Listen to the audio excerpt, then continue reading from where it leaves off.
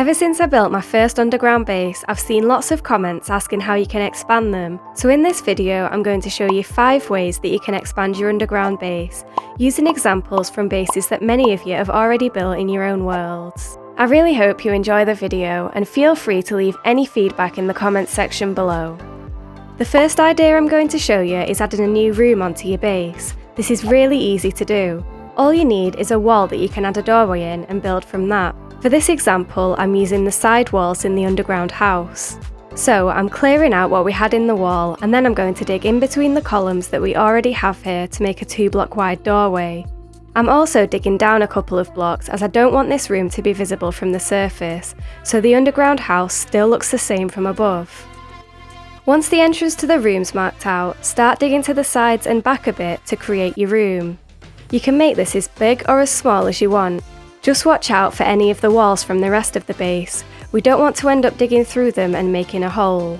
As you can see here, I'm leaving the wood in the walls from the main room in place, and I'll work around this when I start to decorate. Here are the measurements I've used to create this simple room. To decorate, I'm going to use the same style that we've used in the main room. So strip dark oak columns and spruce, dark oak and oak planks for the walls, floor and ceiling. When you're happy with how the room's decorated, add the interior. For this example, I'm just going to create a storage room. I'm just keeping it really simple here. It doesn't have to be anything crazy, just what you think you need for your base. The underground house could definitely use more storage, so adding this extra storage room is a great fit for it. You can also fill in the smaller gaps with extra crafting blocks or just extra decoration if you want. And to finish, make sure the room's really well lit. I'm just hiding some glowstone under a carpet in here to do this. Here's some examples of small rooms you can add. You can add these simple rooms on each side of the underground house, or you can incorporate them into your other underground builds that you have. Once you've got a style that you're happy with, it's really easy to create any room that you want. Having a storage room is great, but sometimes you need to hide your valuables if you play on a server or with your friends. So in this example, I'll be showing you how to make a simple hidden room. So, to do this, choose a spot in your base that people probably won't snoop around in. For this example, I'm using the side wall at the back of the enchanting room as there's nothing of use back here. When you've chosen your spot, remove 2 blocks in the floor and a few from the wall behind this so you have some room to work with. Below this, dig out a 2x2 space, leaving a block in the corner and removing the block below where you want to drop the item to open the hidden door. Below this block, add a detector rail with a hopper minecart on top, just like this. After that, leave a block, then add a block at the end that's floating, like this. Then point a comparator into that block, so you have something that looks like this so far. Below the floating block, add a redstone dust. Then add a block with a redstone torch on top next to this. And finally, add a sticky piston above the torch so it's activated. Now, if you put an item into the hopper minecart, it'll cause the piston to deactivate, pulling the block with it and creating the doorway. Remove the blocks next to the minecart so you can go in and out of the secret room. To close the door, just remove the item from the minecart. And to open it from the outside, just throw a block onto the floor above it. Now, we definitely don't want any of this to be visible from above, so replace the blocks you removed from the wall and floor where you can. Because you can still see the piston in this example, I'm going to use some decorative blocks that have no use to cover this up. A great block to use in this room is a bookcase. I wouldn't use any blocks that you can interact with to hide this entrance, as someone may come and use it, drop an item on the floor by mistake, and reveal your secret room, and you definitely don't want that. Once it's all covered up, you can head down and start designing your room. Take care not to remove any blocks from near the redstone so you don't break the entrance. For this room, I'm just digging out a really simple 4x4 space and decorating it with logs and planks, similar to how we've decorated the rooms above. Like I said before, this design is a really easy one that you can build quickly. If you'd like something a bit more secure and automated, you can set it up so the hopper only accepts a specific item and a dropper gives it back to you once you're in or out of the room. To decorate the area around the redstone, you can remove the blocks you've placed it on and replace them with a block of your choice. Just remember the placement so the door still works. You can also add a column in the corner to hide the comparator and the torch if you'd like, but make sure you can still see the minecart. When you come to decorate the ceiling, use slabs so you don't dig through to the room above. Now for this room, I'm making another storage room, as that's probably what you're most likely to hide. But feel free to do any room type, style or size that you want. This is just an example of what you could do in here. And again, make sure that it's well lit. At the entrance, add a ladder so you can get up and down, but make sure the piston can still move the block. And that's the hidden room completed. This can be used in any build, it doesn't have to be an underground one. For the third idea, we're going to add a whole new floor onto an existing build. This would work best in a base that has a spiral staircase, ladders or a water elevator. So if you have ladders in your base, all you need to do is continue them down and dig out your new room below. It's really easy to do. If you make several floors, you can mark out each one on the wall with the ladders on with a different block type. I've used dark oak to do this, then filled the rest in with spruce so it matches the rest of the room. Before you start digging out your room, make sure there's enough space to make it as tall as you need. As you can see, I've left a gap between the two rooms here, so I can make the room below nice and tall and also have room to decorate it however I want, without accidentally digging through to the room above. Now, if you'd like a much bigger extension to your base, then this example's for you. In my secret underground base, I have a spiral staircase right in the middle of the build.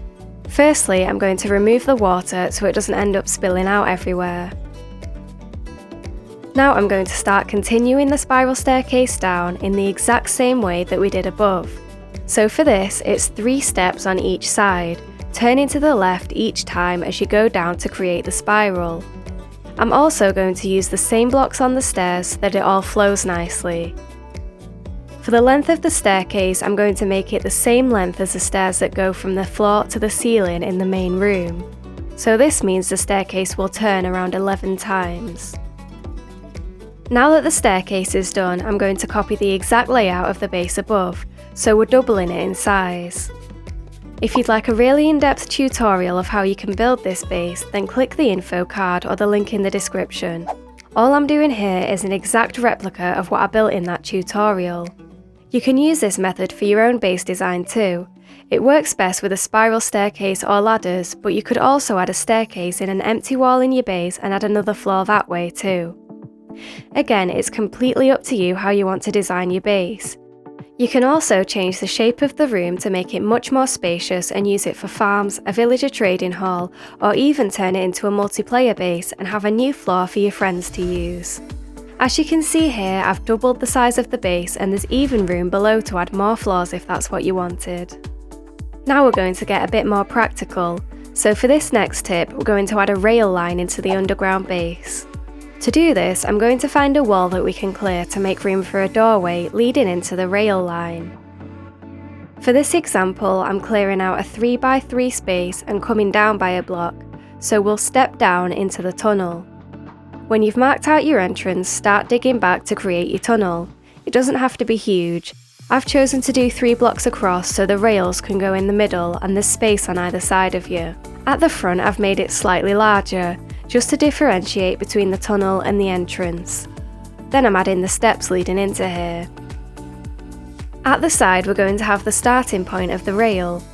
Here we want to have a column with a powered rail in front, then normal rails after this. On the column, add a button. This will power the rail and send the minecart off. The unpowered rail will also stop any minecarts that come the other way down the tunnel. To decorate, I'm using the same blocks and styles that we've used in the rest of the base. So for the floor, I'm repeating the stone and polished andesite pattern. On each side, I'm adding stripped spruce columns with a simple arch in between them to look like a support for the tunnel.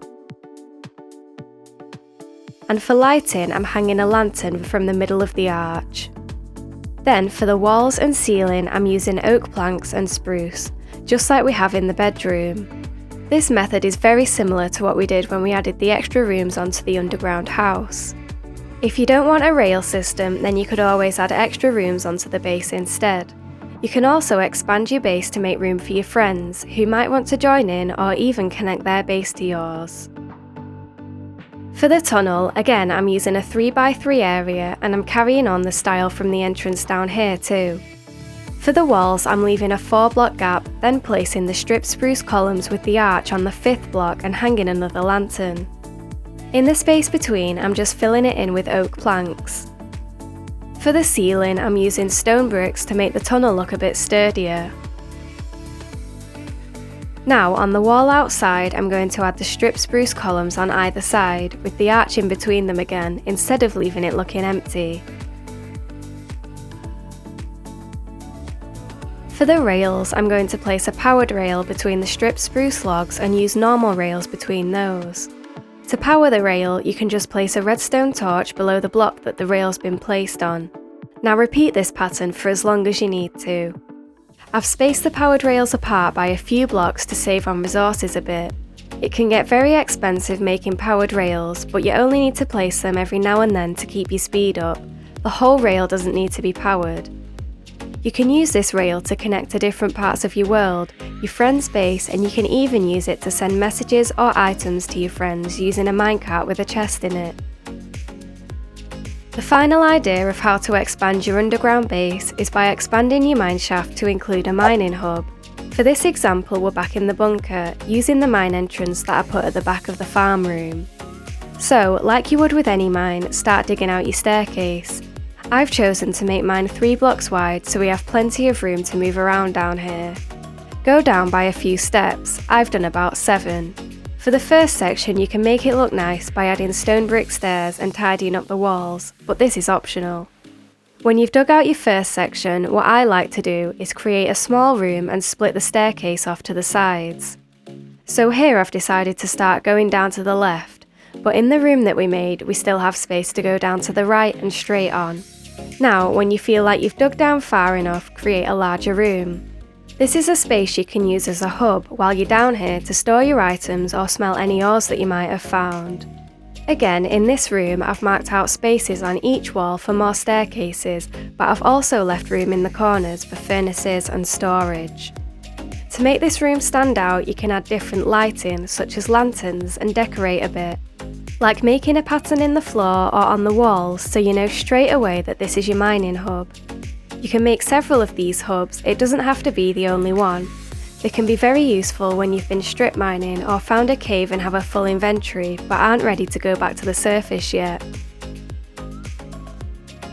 Like I said, in each corner I'm going to add plenty of furnaces for smelting ores, room for storage and a crafting table too. You can also keep an ender chest in here that you can keep filling up with your items so you don't have to make multiple trips. Another useful tip is to place a sign above the entrances to the staircase if you found anything of interest, like a dungeon or even to mark out where your strip mine is. And that's all of the tips on how you can easily expand your underground base. I really hope you've enjoyed this video and found the tips useful and easy to incorporate into your own builds. If you have enjoyed the video, then please leave a like, and if you're new here, consider subscribing too to see more content like this.